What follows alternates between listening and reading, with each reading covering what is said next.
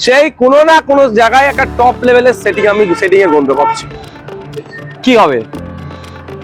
2-4 দিন ব্রেকিং আসবে, তারপরে চাপা পড়ে যাবে।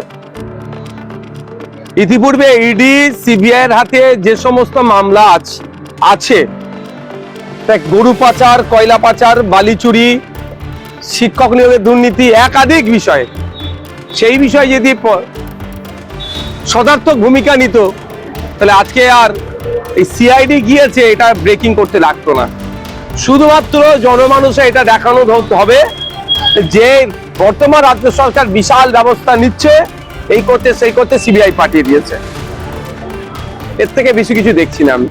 সেই কোনো না কোনো জায়গায় একটা টপ লেভেলের সেটিং এর গন্ধ পাচ্ছি। কারণ কালীঘাটের কাকুর ভয়েস টেস্ট এখনো পাবলিশ হলো না। মামলাটা ছিল সেন্ট্রাল এজেন্সির হাতে। তখন কিন্তু শুভেন্দু বাবুর, যে বর্তমান রাজ্যের মুখ্যমন্ত্রীর বিগত দিনে তিনি লিডার অফ অপোজিশন ছিলেন, একটা শব্দ খরচ করতে শুনিনি। সুতরাং এই সিআইডি পার্টি যে বেশ কিছু হয়ে যাবে এটা আমি বিশ্বাস করতে পারছি না। সে পাপের ভাগিদারি তাদেরকে এখন হতে হবে, পাপের অভিশাপটা পড়ছে।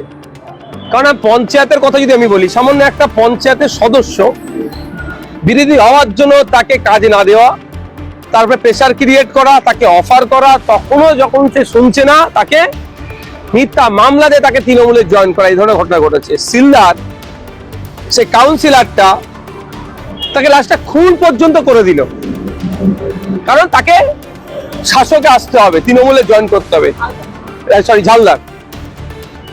তো আজকে সেই দিন দেখতে হচ্ছে তৃণমূলকে তাদের সুপ্রিমোর নির্দেশ তারা মানছে না, মানে কি পাপ করেছিল, এখন সেটা ফল ভুগতে হচ্ছে।